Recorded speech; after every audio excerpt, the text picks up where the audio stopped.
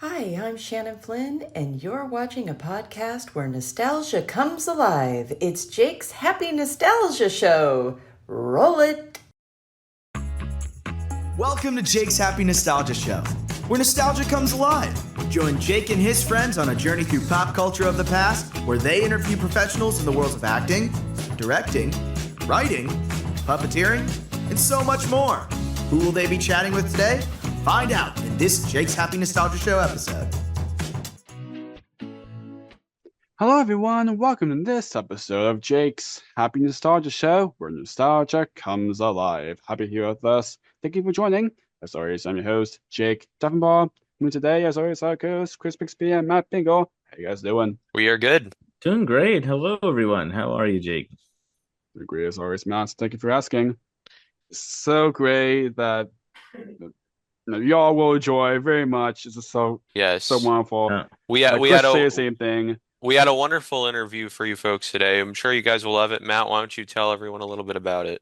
Thank you very much, Chris. Once again, glad you're with us, everybody. Today's guest is a director. He's directed films mainly with Disney, a whole bunch of Disney films, including The Game Plan, Race to Witch Mountain, which starred Dwayne "The Rock" Johnson. He also worked on the show Liv and Maddie as executive producer and director, along with Austin and Ally, and so much more. We'll also talk about his work with Kevin James as well, with Kevin Can Wait and Paul Blart Mall Cop 2. We are absolutely thrilled to welcome our special guest, Mr. Andy Fickman, and here's our interview with him. Let's go.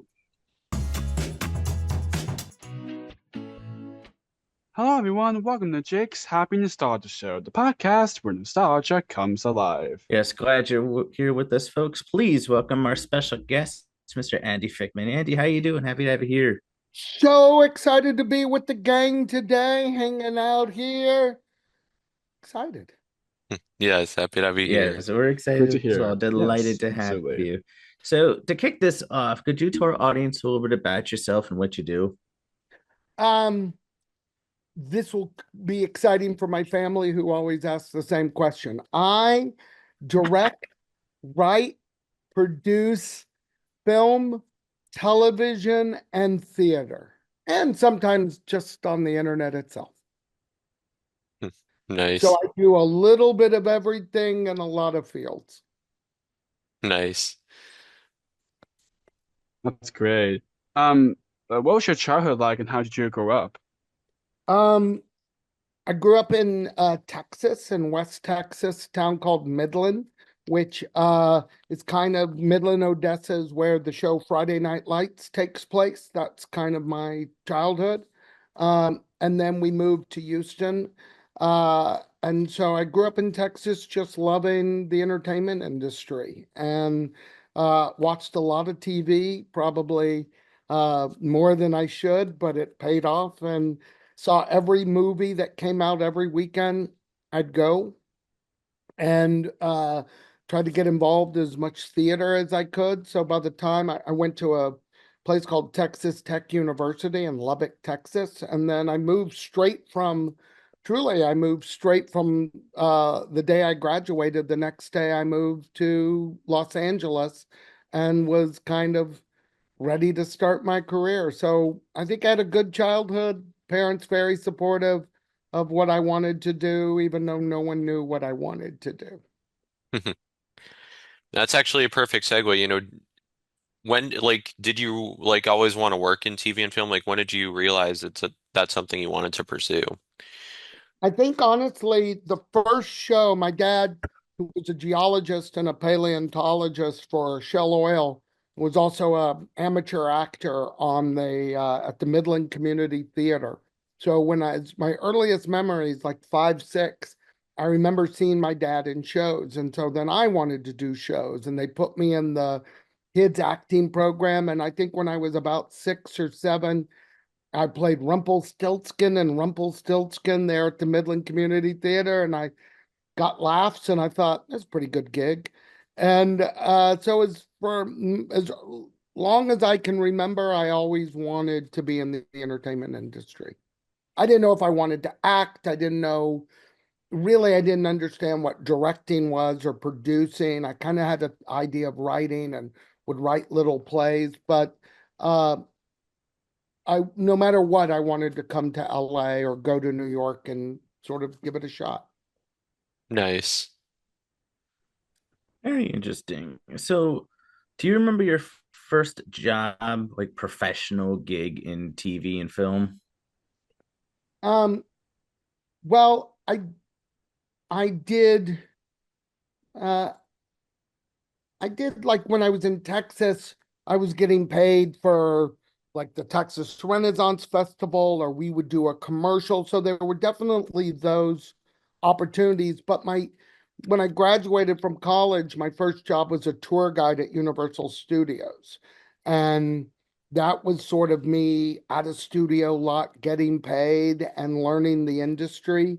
And I went from there and did time in the mailroom at a talent agency in Hollywood that helped me learn a lot, and then went from there to work for Gene Wilder's production company, the original Willy Wonka, and then went to work for Bette Midler's production company doing development. And then that led to a company called Cinema Line that became Middle Fork, and that was my first producing gig. I was a associate producer on the movie Anaconda, the largest snake movie of all time, with a great fun cast. And that was probably the first uh, that side where I was now officially producing was that movie. Nice, nice. So you also directed the romantic film She's the Man. Can That's you right. talk a bit about that? I can see it you can see a poster. There's She's the Man right there. Yeah, it's Uh, cool.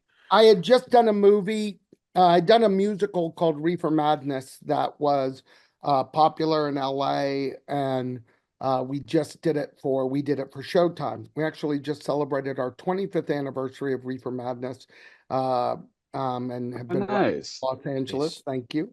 Um, and that movie was at Sundance and got a ton Mhm. of attention. We got Emmy nominations, Deauville Film Festival. And I was reading every script that was like cocaine fiends, uh, heroin head, like you name it. If it had a drug in the title, they gave it to the guy who did Reefer Madness. And then I read a script called She's the Man, which was Shakespeare's Twelfth Night, modernized, and I loved it. I loved everything about it. And so while everyone was offering me crazy drug-related indie comedy stuff, I was like a kid who grew up going to mall movies and said, I want to do that one. And that's what got me out to Vancouver. And it has proven to be a movie that has uh, also stood the length of time. We have fans anywhere I go. I usually somebody comes up to me and it's like, I love She's the Man. So we really appreciate the fans of that movie and how beloved it became. That's awesome. And you also directed The Game Plan, starring Dwayne The Rock Johnson. What was that like? That was a lot of fun. I was coming out of She's the Man. I was still editing She's the Man. And I got a call that uh, they had Disney had a movie called The Game Plan. Grew up in Texas, love football, and did I want to meet The Rock? And I knew The Rock from wrestling, but no, I knew he had Oh, done yeah. Scorpion King, but I didn't know of him as potentially as an actor yet to that Right. level. And so he and we went and had grabbed a meal and hit it off beautifully. We both shared a love for Elvis Presley, which we ended up putting in the movie, and ended up going off and doing that film, which started to this day a very long-term relationship with Disney that continues, and a great friendship with Dwayne. And we did another movie. We did Race to Witch Mountain, which Oh was yeah, that's another good movie. extension of Yes. Escape to Witch Mountain World. And he popped in. I did a movie called You Again, and he came in and did a cameo for me in that. And uh, I feel very blessed and lucky to have worked with him and have had a lot of fun on the game plan. We shot that in Boston, and we really had a great time. That's wonderful. So what was directing the film Parental Guidance like? Also, another knock on wood. I've been a huge Billy Crystal fan.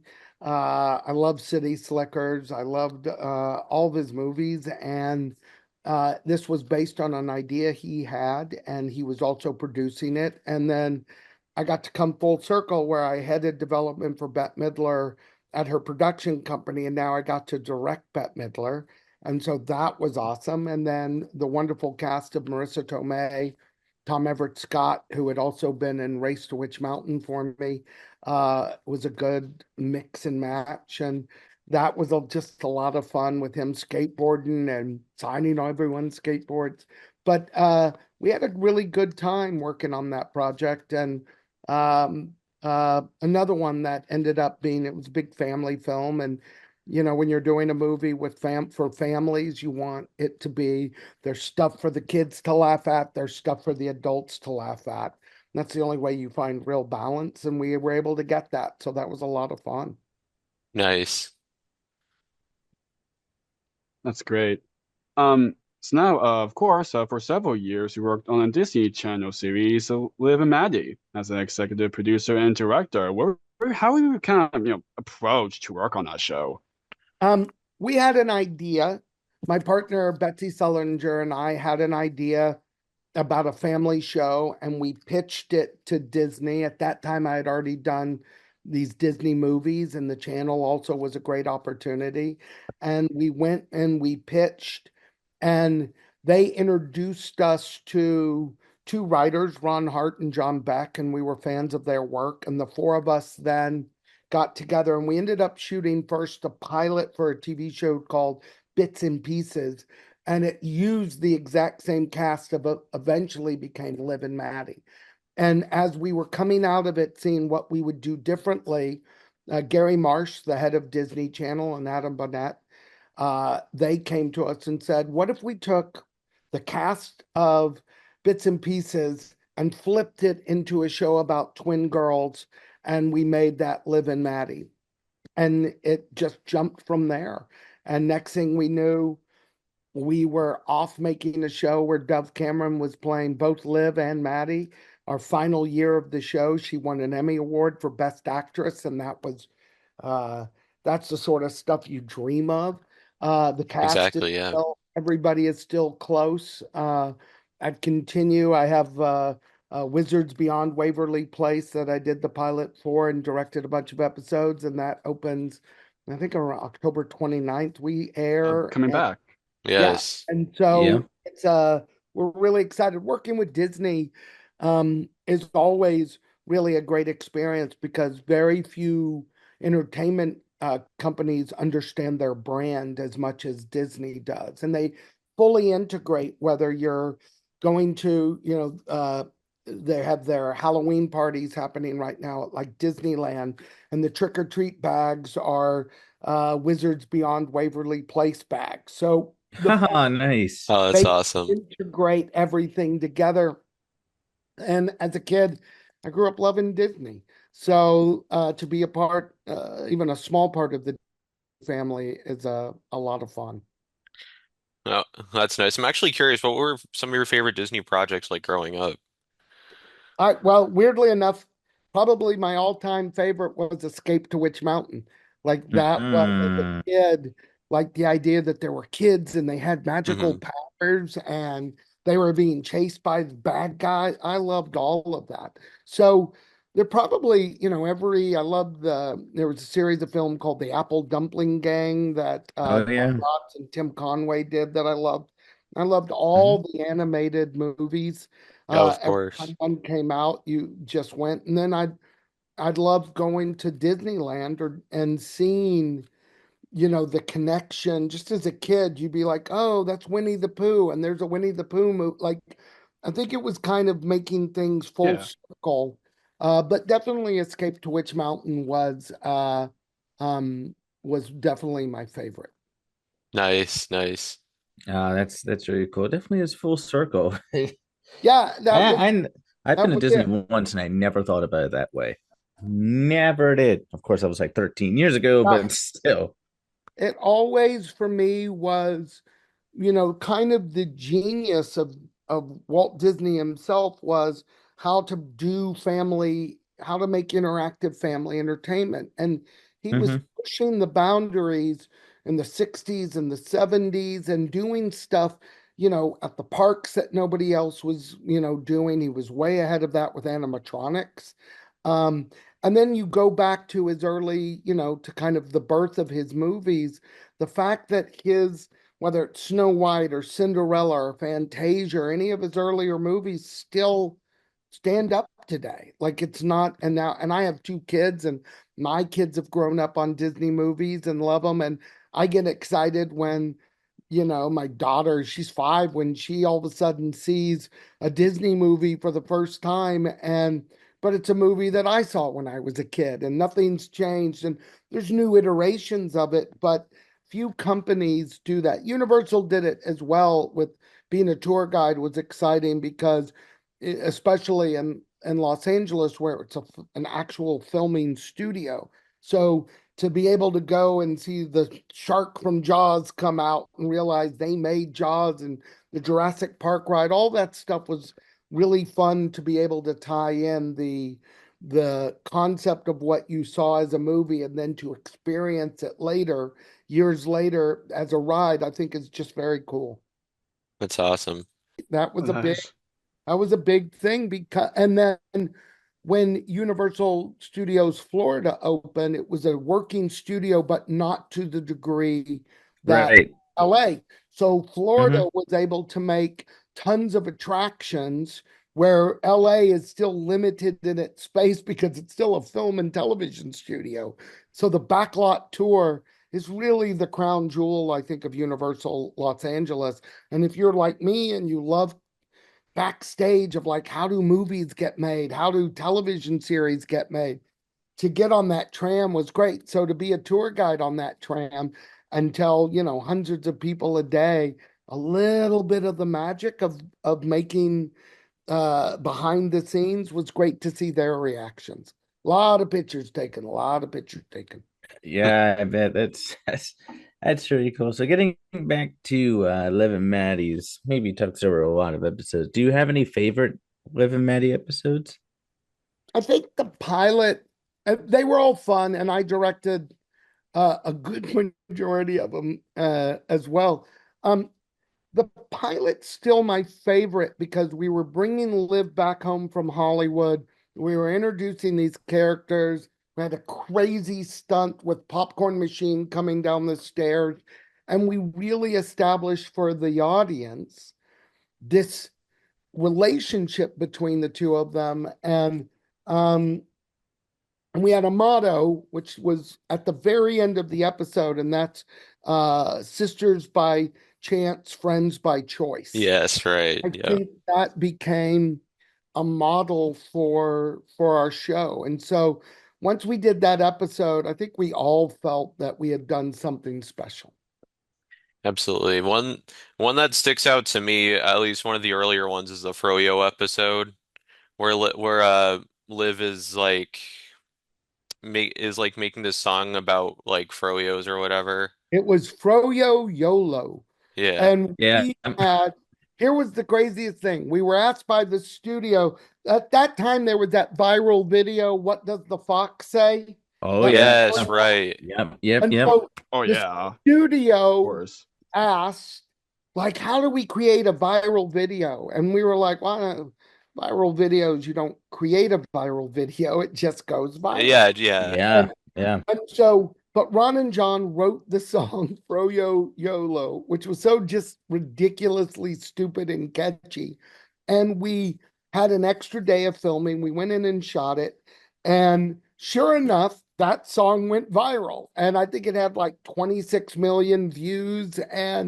But we had a lot of fun because when you're shooting a video, not necessarily having to tell a story, your visuals, we had a unicorn, we had all these crazy things that we were putting in. And I think we were asking Disney, like, well, what else do you have in the prop department? And they're like, we have the swing set. We're like, bring the swing set, bring that. So it's a lot of fun because you can creatively just tell a lot of story that way, which just was so much fun. Yeah, I also love all the episodes with space werewolves. Space Werewolf was one of our Right. that was great memory. It was that Liv was off doing this big sci-fi action movie. We had one of my mentors, the amazing director Gary Marshall, who Oh yeah. came on to play the director of that. And we also, for our season finale, we had some extra time, but we turned the studio, we got rid of our sets and turned everything into this kind of Mars-like planet. And so the sets were so cool and everything. And we had to get Dove for gravity. She had to fly up and down, and we had a werewolf costume. And somewhere I still have the big one sheet for Space Werewolves, the movie that always makes me smile. Oh, that's awesome. Oh, that's wonderful. Was that Mhm. series like did it like a holiday episode? Yeah, there were a couple holiday episodes on that show. There were a Yeah. Yeah, few. yeah. Christmas episodes were always big. Halloween was Yep. always big. We had a puppet that kept coming out that was like a Chucky puppet that was designed to like scare everyone. Um, so anytime you Disney was really big, especially the holidays, Halloween, anytime you could get something like that on camera was just a lot of fun to do those episodes. Yeah, absolutely. But yeah, indeed. So of course, aside from what we just mentioned about Liv and Maddie, Disney Channel series you briefly directed was Austin and Ally. Can you kind of talk a bit about that? Yeah, Austin and Alley, what a so much fun. The Kevin and Heath, the creators, Kevin Oh and yeah, I Heath, love yeah, they're Kevin and Heath. great. we love Yes. them, and uh the opportunity was to come on. I had already directed Rainey and Paul Blart Mall Cop 2 and was a massive fan of Rainey's. And we had a lot of crossover then. A lot of people would, Laura came over and did Liv and Maddie. So we had crossover episodes. And speaking of holidays, I got to do the Halloween episode that year, which was really fun because we were doing so much crossover and so many cool things. So I still love all of those people from that show and Oh that. yeah, absolutely. So you also directed and executive produced the Disney Channel original movie Christmas Again, which I also love. What was it like working on that? It was the cast was great. Everything about it was fun. It was hard because it was right in the middle of COVID, and we were shooting in Chicago under COVID protocols, which was not easy at all. Mm, And we were mostly shooting on location. And at that time, I had just finished a series for Netflix, which was one of the first shows back during COVID called The Crew with Kevin James, and that was shooting in Long Island. Went straight from Long Island to Chicago, but again, there was no cure for COVID then. Uh, there was no shot that you could take. So every day you were trying to mitigate your circumstances. So you just wake up hoping nobody had COVID that day. And then right, yeah. every other day somebody had COVID and we'd have to shut down and we'd have to wait. So as a production making that movie, loved it and loved how it came out. Loved that cast. And Disney was so supportive. As a practical side, that was a hard time to be in Chicago. We finished pretty much on Christmas Eve, and everyone was able to leave Chicago, which, by the way, great town. Nothing against Chicago, but we were all nervous we were going to miss the holidays, just trapped in Chicago by ourselves, alone in our Mm, apartments, with no place to go. right. That's great. Um, so as now moving on from Disney Channel, what's it like, directing No Kid Nick? Really fun. That's a great cast. Uh, Netflix was just now getting in, at that point was early getting into their version of multicams. So I got to work with a lot of crew people I had already worked with. David and Kichi, the showrunners and creatives, were just a joy. And we wish, like anything, anytime a show doesn't last, you wish it could have gone longer because there was more story to tell. And I think everybody's different algorithms. Netflix has a system that works for them. And when we did The Crew, the same thing for Netflix. They X amount of people not just watch it locally, but need to watch it worldwide. And so that's the hardest thing. Why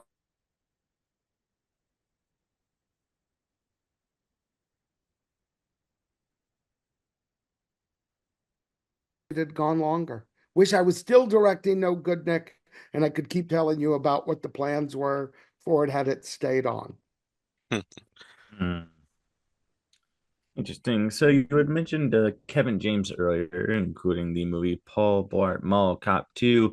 Could you talk a bit about not just that movie, but working with Kevin James just in general? Kevin is one of my favorite people. He happens to be my daughter's godfather. Um, Oh, wow. so he Nice. is as close as Oh, a wow. brother can be.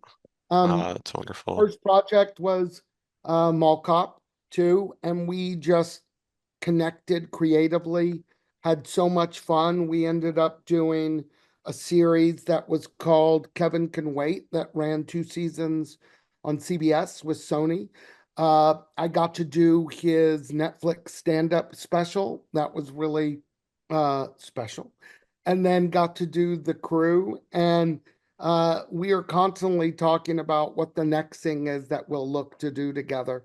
But he's just a fantastic guy. And I feel really, really honored and blessed to be in his life. He cares so much for his fans and the crew. And anytime people get a chance to work with him, they get to see this other side, not just the one of the funniest people around, but he is uh he's just become a really good friend, and he's just a great guy. Very I always look forward to whatever the next Kevin James project will be. Yeah, that's wonderful. And kind of staying on the subject of Kevin That's James, great. you were also executive producer and director on his sitcom, Kevin Can Wait. Yeah. What was that show like?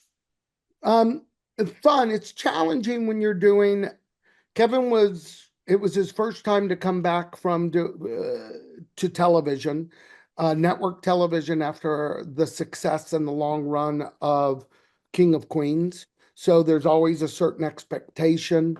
I think that the show went through various elements of development in terms of what if it was this, what if it was that.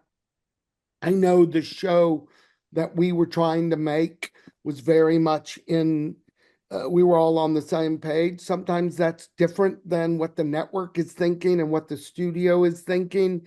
And you get, like anything, the entertainment industry is a collaborative art.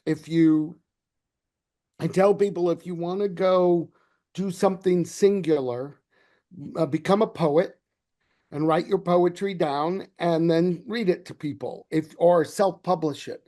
If the minute you start adding an editor, the minute you start adding more voices, there's more opinions. And by the time you're doing a movie or a television show or a big piece of theater, that's a lot of opinions. And you have to find a way that everybody is accommodated, which sometimes is easier said than done. But the 2 seasons that we did do, we just had a lot of fun. And that crew up in Long Island, up in New York, was just brilliant. I love that crew and our cast. We had so much fun, and I try to work with that same crew whenever I can. When we did The Crew there, NASCAR show, The Crew for Netflix, I hired a lot of my crew, our crew from Kevin Can Wait. So we got another opportunity to work with them. So I'm a lazy director, guys. I just like using the same people I know over and over again. So I don't have names. Once I learn someone's name, I'm like, all right, good. No worries Yeah. at all. You got that dynamic, so it works out. You know, Yeah, Yeah, but yeah, you have exactly. to have that I mean, dynamic. that's what matters. but Yeah. if you look at the three of And you you, rather work with they want to work with that's easygoing instead of that's I have right. to work with Yeah, other people that you have no idea who it is. those people. That's right. Do I Mhm. see my Hello. favorite? Do I see my favorite person in the world coming on? Hello. That's my DJ Ball. Look at you, buddy. How are you? DJ Bob Wonko, once again, Yes. everyone. Yes. Yay! By the way, Round of applause to the man, the myth, Round the of legend applause. himself. I You all have know to at this say, point. We're pissing off that one very- guy again. It's the glorious. very first time I had the pleasure, the very first time I had the pleasure of being on DJ Bob's show, I 2 was years ago. so blown away by everything about him and his questions and his humanity and his love of what he does and his love of wanting to talk to people. I've been doing this for a long time, and a lot of time I do podcasts or interviews with people who I think no longer have joy in what they do. And it just feels like Tuesday I talk to you, Wednesday I talk to you. DJ Bob always makes me happy. No, I haven't, that's wonderful. I haven't seen you in so long. I know. What an added treat. What an added treat. Thank you, team, for Well, you're sneaking very, him on very welcome, board. Auntie. Of course, our pleasure. That's what we do. What do you think of these guys?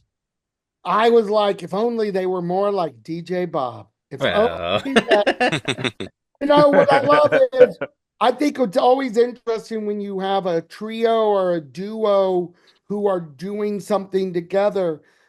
Sometimes it leans one way or another, where there's one voice and then everyone else is playing backup. What I love is that these three have been passing the ball back and forth to each other and taking it and not feeling like I'm only being, oh, I'm just here to talk to Matt or I'm just here to talk to Chris. Everyone's talking and asking. I think It's It's very interesting. funny. It's interesting because I don't know if you know this, but that used to be my format. really, Yeah. And Chris was one of the co-hosts for that. Yeah. Yeah. Yeah. amazing. So What an it's- honor to be talking to four people who do it very well. No, thank you. That's Thank Well, you. thank you that very You much. definitely could means a add lot. me. You could make me now a podcaster, and we could have a five. Yeah. Oh my Yes! gosh. We could crush podcasting's world. We would blow people's minds with the amount of podcasts. As if we haven't already. Wasn't there a podcast that wanted you to review Paul Blart Mall Cop 2 and you were like, Yes, there's a yearly podcast, I believe, that does they watch Paul Blart Mall Cop 2 every year. I don't think they've always had the kindest things to say about it, and I think they've wanted me to come on and maybe talk about it. And honestly, my opinion is, look, what we do is subjective. If I watch a movie and I'm like, that's a horrible movie, that's my opinion, but I want to celebrate people. I want to celebrate. It is so hard to do anything. It is so hard to make a podcast. It is Yeah. so hard to make a movie or a television show. People work hard. I don't know anybody. I don't know anyone who woke up one day and was like, I'm going to do the shittiest podcast I can think of, or I'm going to make the crappiest movie I could. That doesn't work. Sometimes what you think is funny when we're filming doesn't translate to the audience. It just doesn't work. Or sometimes the audience wants more of something and we just didn't have it. That's not how we filmed it. So I'm always great going on talking to people who want to have a fun discussion. I just thought that was a little insane. Like, why would I never Why- want to go on with people who just want to spread negativity. why would you repeatedly watch, like, Exactly. if it was your whole film filmography, that would be another thing. By the way, if I had Yeah. done one, if I did one thing, you're right. Like if this was my one painting I made, and that's the only painting I could show you is look what I did, then yeah, people would talk. But I feel like I do a lot of things. I'm always doing something different. And I'm also very proud of everything I've done when I look back at what was the need for a show or what was my target audience. My target audience on Paul Blart Mall Cop 2 are people who like Paul Blart Mall Cop 1. That's my target audience. And Exactly. my son's favorite movie at the time was Paul Blart Mall Cop 1. We loved it. We had so much fun. So when I was given the opportunity by a great producer named Todd Garner, when I was given that opportunity to jump into 2, I relished it. And then I met all these amazing people like Kevin James. So I feel I'm the winner when this comes around. You know what's interesting? I really don't remember how you and I met. Because You know, I do. I've I known you for so long. I do. One day I got a text. We were just saying it. I got a text from Kevin and Heath. And Kevin and Heath said their favorite podcaster was you, and that you would I be interested in doing your podcast. And I said, hook me up, and that was it. That's all. Because what I remember about that meeting is, I when I recorded with them, the episode that eventually went out was the third one we recorded because Zoom was being overused at the time because it was way during the pandemic where Zoom was the be all end all for communication.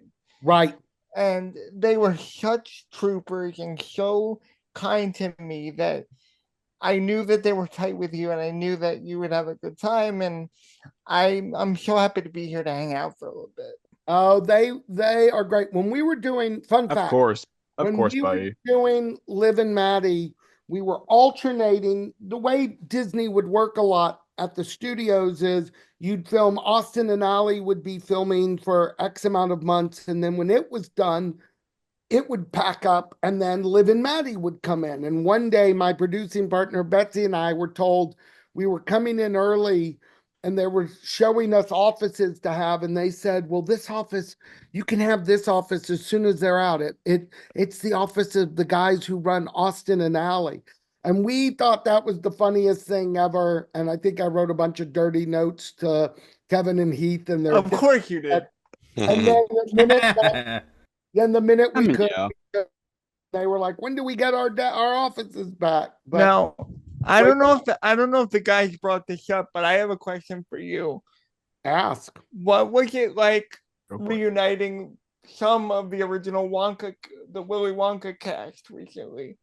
Oh, Like, I don't know if you know, but that's my favorite movie of all time. We Well, did it was- not bring that by the up. way, my favorite movie of all time too, and the fact that I worked for Willy Wonka for many years. I worked for Gene Wilder for many. Oh my goodness, that's so Wow, great! that's awesome. Wow, that's So, awesome. when this fiasco in Glasgow happened, everybody sent me this stuff being like, "Did you see this Willy Wonka experience? It was a disaster." And Oh, I a friend remember. of mine, Richard Kraft, a great agent, represents all the top composers. He said, "I think I'm going to do a musical about it." And I came aboard. We got remarkable writers, and we ended up with Julie Dawn Cole, who was the original Veruca Salt, and Paris Themmen, who was the original Mike TV. And we went to Scotland to the Fringe Festival this summer, just months ago. And we had so much fun because, on a personal level, it was kind of fill in the blank. I worked with Gene when he was older. They worked with Gene when he was younger, and they were younger, and we told various Gene stories. And then, Oh my goodness. getting to know them was spectacular. Two great people. And Julie, who really was a major part of the show, just as a delight. We have a chain still to this day, with everybody from the cast, the crew, everybody is on this WhatsApp chain, and almost daily we communicate. And I come back, and every time people are like, "What was Veruca Salt like? What was Mike TV like?" And they How were. many tech change per production do you have? Because You know what? That is a sadly excellent question, and as I it just forced me to look, and I'm like, oh, that is a lot of text chains that because I'm on per you told me about a parental guidance one that is still Yeah. working. every Yeah. what I love is it's a gift to do what any of us do if you're able to make a living doing something you love. That's a gift. That is For straight sure. up. Yeah. There are Yeah, absolutely. so then in with what we do in the entertainment industry is we have moments where we're with a group of people and then that moment's over. That's my Liv and Maddie cast. That's my Heather's the musical cast. And we just always stay close with each other. And I think that's one of the really beautiful things. So then you can bring them out for different projects. We just did a play called Parents in Chains, and I had pretty much everyone I'd ever worked with. I ended up calling Kristen Bell and wonderful Jason Alexander and Tom Everett Scott and Yvette Nicole Brown, like Jackie Tone and Gary Anthony Williams. And I had 6 actors, and I was looking at them and I was like, I am blessed to have known these 6 actors, these amazing actors, for as long as I have, because when I put a phone call and say, come do this show, they showed up. So that was I will forever see Gary as Santa. And I'm sorry for that, but no, that is, by the way, and we were talking earlier about Christmas again. I had just come off the crew, and Gary Anthony Williams, also one of the stars of Whose Line Is It Anyway? Gary was brilliant in the crew, and we were casting Santa Claus. Well, there's always like a level of casting Santa Claus that almost says it's Santa Claus. There's a look that Santa Claus, he's this heavy white guy with a long ho ho ho beard and all of that. And meanwhile, Gary Anthony Williams is anything but that and is the coolest cat in the room. And he came in and auditioned and blew everyone away. And from that point on, he was cool Santa Claus. I loved it. Such a good movie. Awesome. Oh, absolutely. Great movie. Indeed. Yes. Mm-hmm. So, speaking of movies, one of your most recent movies was Don't Turn Out the Lights, which you wrote, directed, and produced. That's right. Could you kind of talk about that? I had wanted to do an independent horror film forever. And I do a lot of family entertainment, so I'm not in the horror space the way most people are. Though I produced a movie called The Scout's Guide to the Zombie Apocalypse for Paramount, and I'd done Anaconda, I generally was not part of the horror space. And I had an idea that had stuck with me forever that was inspired by some real life events.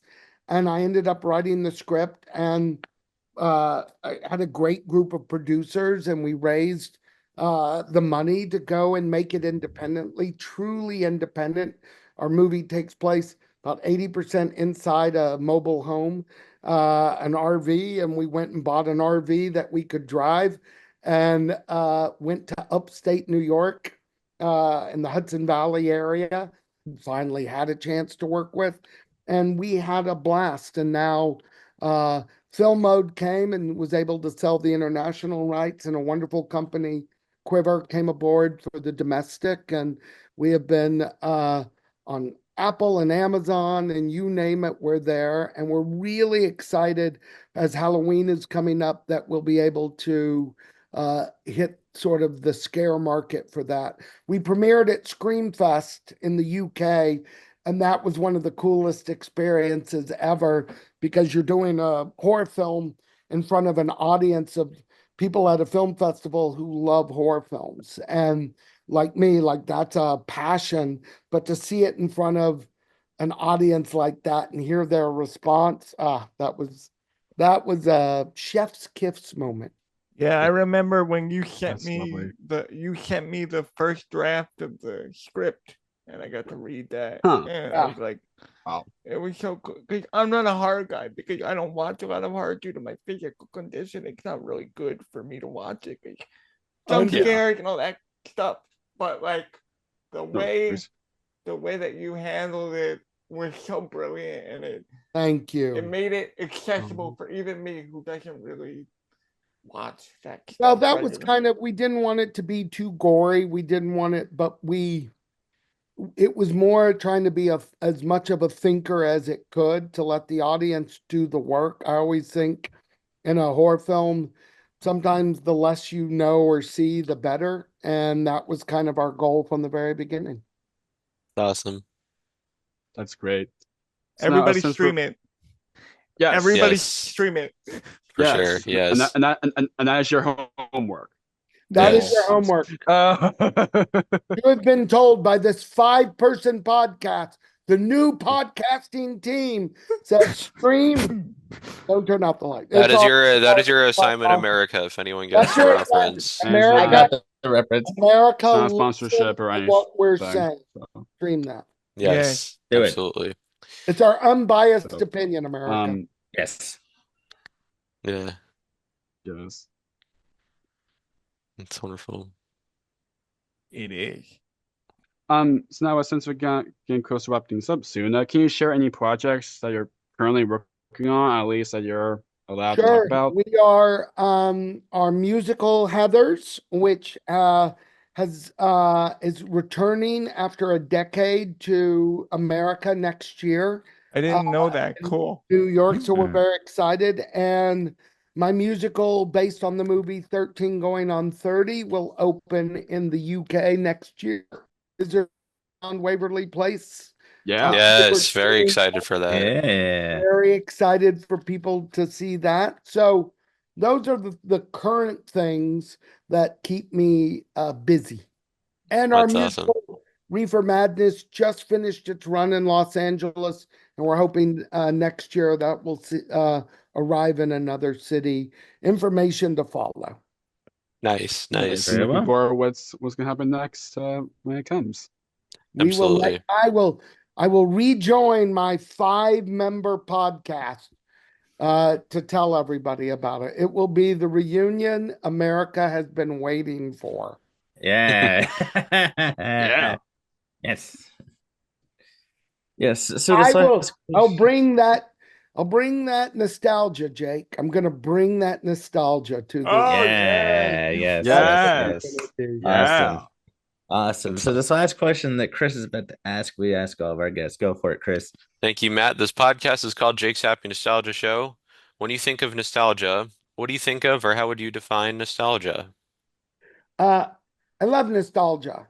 When I think of nostalgia, I think of my childhood. I think of movies I saw when I was a kid that made me think, what if I could ever do that? I think of TV shows I watched. I think of musicals. Think of music and bands. Think of books I've read. Comic book. I was a big comic book kid. So nostalgia for me is, or a toy, or anything that brings me a smile. My father passed away when I was very young. I was 16 when he passed away.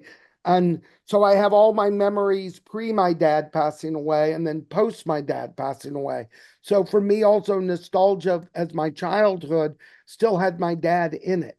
And so I love any show that celebrates nostalgia. And I think nostalgia for everyone is so personal and different. You can be like, oh, I can't believe I haven't had a Twinkie in 20 years, but a minute I taste it, I'm like, oh, it reminds me of when I was a It's like no time has passed at all. yeah, I think don't it know. immediately Yeah. brings you back to a happy place. And as we establish relationships with our friends, with loved ones, we sometimes want to share our nostalgia, and sometimes they love that, and sometimes they don't understand why I think I'm a big, like I love the paranormal, so I love Bigfoot and all this stuff. My wife smiles patiently at my love of all those things, but my kids they follow it. And so I'm like, ooh, I'm getting my kids into my nostalgia. But I think it's great to be celebrated. And I think it's great I love new generations watching nostalgia. When my son got a little bit older, we were going through some of his tapes of things when he was a kid, and there was some Barney the dinosaur tapes. Oh And my goodness! And- That's Wow, that's cool. awesome. Wow. I said, should I get rid of them? And he said, no. I said, why not? And he goes, nostalgia. Yeah. I like Yes. those. And so I think my son, Austin, understood the assignment. Oh, that's awesome. Indeed, he That's did. wonderful. That's so And, lovely. and you know, what's it like for you knowing that your work is that for people, like stuff like the game plan or any, like she's the man. It always makes me smile if I am adding a little place in someone's head and heart and memory. If for 2 hours she's the man made you smile, or the game plan made you happy, or you go see Heather's and if that happened and I play a small part in your happiness, life, that's the best you can hope for from life, is that you give happiness to other people. They're like, what a joy to talk to people who might say, hey, thank you. Because I know when I see an actor or a director or a producer or a writer and they did something that I grew up loving or just recently saw and loved, that's going to stick with me forever. So I always appreciate, and I'm always proud to have been able to do that. It's awesome. You're very welcome, Angie. Yes, great words to end on. So, First of all, thank you, because just seeing Bob makes me elevate to a better place. The rest of my meetings Of course, Angie. will be great. Thank More you than for that. welcome. And thank you for having 3 new friends in the world. And I Yeah. hope at some point the 5 of us can be reconnected on And it. I don't know how much Oh, I we definitely will. I don't know how much I can say, but I got a pretty big press opportunity for Disney, and I want to tell you all about that. It's pretty amazing, and I can't wait. I love it. I'll shoot you an email about it later. Shoot me an email, and then team, anytime you need me back, I'm happy to join. Yeah. Of course. wonderful. Wonderful Anytime. here. Well, and enjoy the rest Thanks of your so day, much Andy. again. This was fun. Thank you all. Sending Thank love. you. Yes. Yeah, it's great meeting you. absolutely. Bye-bye. Back at you. Yes, Bye. good meeting you too. Bye. Take care. It's goodbye from us as well. We absolutely enjoyed our time speaking with the wonderful Andy Fickman. Yes, and we did talk about Wizards Beyond Waverly Place. That is the revival of the long-running Disney Channel series Wizards of Waverly Place. Yes, and it is streaming on Disney Plus October 29th. So keep on the lookout for that. A link to Yes. that will be included in the description.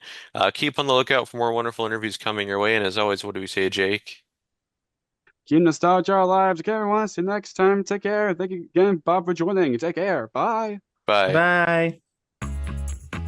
Thank you for tuning in to another wonderful Jake's Happy Nostalgia Show episode. Be sure to follow Jake and the Happy Nostalgia team on social media, check out our website, and stream the show wherever you find your favorite podcasts. And as always, remember to keep nostalgia alive. Bye-bye.